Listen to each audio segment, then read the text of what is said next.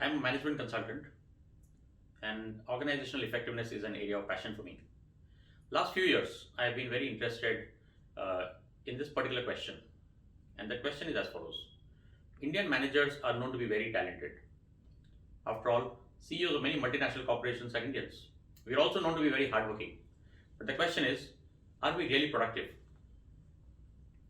If we are so smart and so talented, are we really productive? Look at this graphic, and it will probably remind you of many instances in your own life. There are enough occasions when we feel that we've not been productive enough. But that's a subjective opinion. How do we measure it objectively? What can be a definition of managerial productivity? Actually, that very much depends on whether you think of managers as costs or as assets. If you think of them as assets, then you will think of the return that you can get on them. Archimedes gave us a very interesting uh, analogy. He said that give me a lever which is long enough and a fulcrum on which to place it, and I will move the world. Assets are like that. We use assets to create wealth. But when it comes to managers, we think of them as a cost. Whereas they have a big impact on the top line of a company, on the bottom line of a company. Their compensation is a big part of the personal cost of the company. Then why do we still think of them as costs? If you were to think of them as assets and measure the return that you get on them, there are very many ways of measuring that return. You can think of at the simplest level, you can think of it as a profit per manager. But not all managers get paid equally. So a better metric can be profit as a percentage of the total managerial compensation cost. Not all companies report that separately either. We've also found that there is a high correlation between the cost of managerial compensation and the total personal cost of a company. So a good alternate metric can be profit as a percentage of the total personal cost of a company. That can be a very good metric for people productivity. We found this metric actually is actually not measured by many companies. They measure asset productivity, but they don't measure this metric. And this metric actually has some very good correlation with many other parameters. For example, the profit growth of a company can be better predicted by the manager productivity than it can be by the brand premium or by the quality of their assets.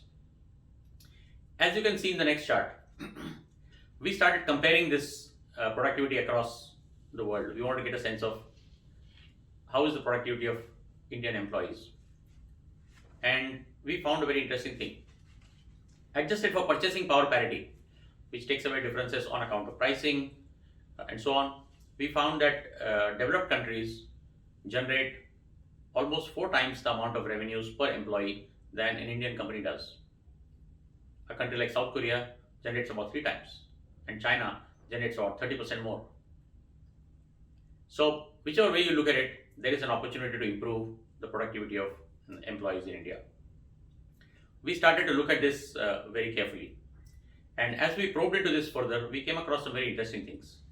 What we found is that this productivity differs, as you can see in the graphic, this productivity differs a lot across industries. That's not unusual because different industries have a different ratio of capital to people that they require to be effective. So across industries, you will find that this ratio of, let's say, profit per employee cost varies from as low as 1 to as high as 7. Even within companies in the same industry, where the capital productivity and the people productivity are the same, there you would find that the leaders, companies that use their employees really well, generate about 2 times the return on their employee costs as compared to the average. And if you compare it to the laggards, they probably generate 3 times as much. So clearly there is a difference in the way people are using their employee assets. Now what's the root cause of this? As you can see in the graphic, we found 4 different root causes for this. And to do this, we actually interviewed a large number of CEOs and CHROs. What we found is the following. Root cause number 1 is very complex organizational structures. Almost every company that we studied had 1 or 2 layers extra in their management layers. I'm not talking about salary bands, I'm talking about reporting layers. This is like carrying about 15-20% of fat on your body. Secondly, very low spans of control at the junior levels. At senior levels, spans of control go from 7 to 10. At junior levels, there are about 2 to 3, which means we are not leveraging our junior managers enough, not training them as leaders. Thirdly, everybody wants to be a manager. If you don't have a team reporting to you, you are not very important. So as a consequence, there are very few individual contributor roles in companies. Even when it comes to positions like designers, quality assurance experts, R&D experts, they end up creating an empire below them. Second root cause is overstaffing. Almost every single company that we looked at has 10 to 20% extra people. They can get 10 to 20% extra growth from the same number of people. That's like carrying 10-20% extra people all the time. What's the reason? The reason is because the way they do their manpower budgeting is not zero based. When they budget for manpower at the beginning of the year, estimating a certain growth that would come. At the end of the year, if the growth doesn't come, they don't go back and reduce those people. That becomes the baseline. So then you're starting off on a new base the next year. Secondly, manpower budgeting is not a science. It's pure negotiation. So the bigger functions, the more powerful functions, sales, marketing, operations, they can get away with adding people. But functions like HR, finance, IT, they get squeezed. There's no real science here. Again, as we said, lack of individual contributor roles makes it difficult. Thirdly, processes and digitization is actually quite absent in many companies. Most companies, despite the IT revolution having happened and the talk of digital all around, the extent of digitization in many companies is actually quite low. Companies don't invest as much in effort into making their processes really best in class. They think about outcomes, they don't think about how they're doing it. As a consequence of this, managers spend a lot more time in doing activities which are non-value adding. So if you look at the definition of manager work, you can think of the acronym POSDCORB. Planning, organizing, resourcing, planning, organizing, staffing, directing, coordinating, reporting, budgeting.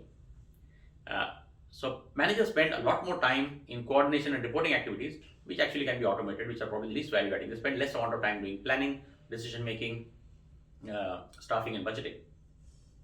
Finally, in terms of skills, several skills which are key requirements are weak. Problem solving and analytical skills, planning and decision making, those are very weak skills. They are not stretched enough. And finally, the core technical skills that are required for a manager's job, very few companies have got it down to a science. So whether it is procurement, whether it is operations, whether it is manufacturing, whether it is sales, marketing, what are the technical skills that a manager requires in order to be effective? Are they really measured? Is there a science around them? That vocabulary does not exist. As a consequence, what you find is that while managers are very talented, they are trapped in inefficient organizations. A good analogy to give you is to say that what would you think of Indian drivers? Look at the number of accidents that happen on our roads. And you look at any road and you might come to the conclusion that Indian drivers are not good drivers. But take these same people, put them in another country where the traffic rules are much more stringent, much more elaborate, the roads are better, and you'll find that these drivers are as good as anybody else. So the conclusion is that you can, if you change the context, the outcome will change. So there is no issue with the managers themselves. The issue is with the environment and that. So how do we solve this? Now, what do we do to kind of get the most out of our managers? 4 simple things. Number 1, design the organization from a clean slate. Don't take your structure as a given. Think if you are a startup that is starting off creating a business today, how would you think about it? Would you start thinking of your operating model in the same way? Will you think of your spans and layers and structures in the same way? Will you think of doing all those activities yourself? Unlikely. If you look at any startup, they operate from a very, very lean mindset. So I would think of it something like this. Number 1, no more than 4 layers from the top to the bottom. Number 2, the role of the top team really should be focused on strategy, planning, governance, and they should not get involved in operations. You of course find that a very large number of senior people are very, very deeply involved in operations. The next 2 layers are then in the core operations. So there, think of 2 or 3 layers of core functional teams, not more than that. Think of individual contributors in each function. Outsource all non-core functions. In the short run, it might appear expensive. Long run, it actually turns out to be much better and much more advantageous for the company. Cross-functional teams are, most of the work now happens with cross-functional teams. Time to embed them as a standard part of your organizations. And even in your core functions, to think of multiple project teams which can be created and disbanded. Think of starting from a zero base. Every year, think of what is the work that needs to be done, and accordingly what people I need. Finally, you all heard about the gig economy. There are multiple jobs that don't need to be done on site. They don't need to be done by full-time people. They can be done by people sitting at home. They can be done by people who are off-site. They can be done by people who are part-time.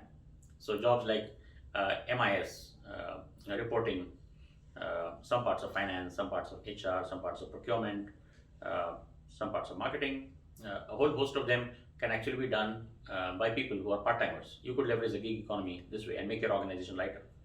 Number two, coming to processes. The more efficient and digitized your processes are as an organization, the more productive your people will be. So number one, try and digitize your operations ruthlessly. Every single operation should get digitized. Simplify your processes. Involve your customers, involve your suppliers in design of the processes, and they will give you ideas as to what is wrong. Design these processes from scratch. And thirdly, optimize the amount of time that managers spend on non-value-adding activities like reporting, MIS, and coordination. A lot of this can be done by technology. There are technology tools available for project management, for coordination, for reporting, and leverage them extensively. Third, think of managerial skills that are super important. Number one skill is the big picture thinking. The better your managers are in terms of big picture thinking, you can call it helicopter thinking, you can call it a 360-degree view, you can call it a 30,000 feet view. The better off they are in terms of taking a higher order view of things, the more effective your organization will be. This is a key skill that needs to be embedded and actually quite absent. Second, think of the science of every function and identify those technical skills required for success and embed them ruthlessly in every manager. Third, critical roles, don't cringe when it comes to staffing critical roles. Go and hire the best talent for the critical roles. And then stretch all managers through projects. It is easy for a manager to get complacent when they are doing a routine job. When you give them a project where there are tough timelines, where there are deliverables, where there are outcomes, their skills will get tested. So put them on projects. Give them mentoring.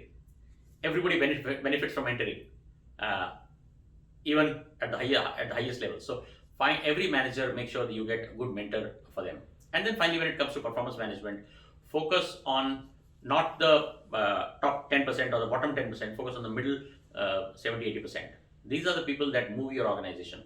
A good practice here is to think about the best performers and see what behaviors and practices they have and see how you can inculcate them into the remaining 70% of the organization. A 1% improvement there can actually move your organization very, very significantly. And finally, we need to build an ownership culture. Easier said than done, but this is probably the single largest determinant of organizational success and manager productivity.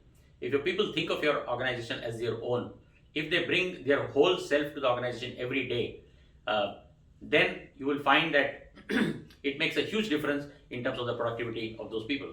It also means the core values of the organization and the core values of each of those individuals needs to very tightly align with each other. And finally, you need to create mechanisms where people feel so involved in the organization that they are actually growing with the organization, and as the organization creates more wealth, they also gain from it. So a handful of rules, a handful of simple things can actually make the difference between the productivity of your managers being low and the productivity being high. In this way, by following the simple rules, we actually feel that organizations can take themselves to the next orbit in terms of value creation by unleashing the power of their managers. Thank you.